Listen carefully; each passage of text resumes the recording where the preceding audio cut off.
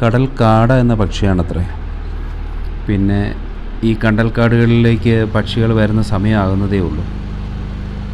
ഇതിലെ 9 പേർക്ക് യാത്ര ചെയ്യാൻ പറ്റുന്ന ബോട്ടിൻ്റെ വാടക 1200 അത് വളരെ കൂടുതലല്ല.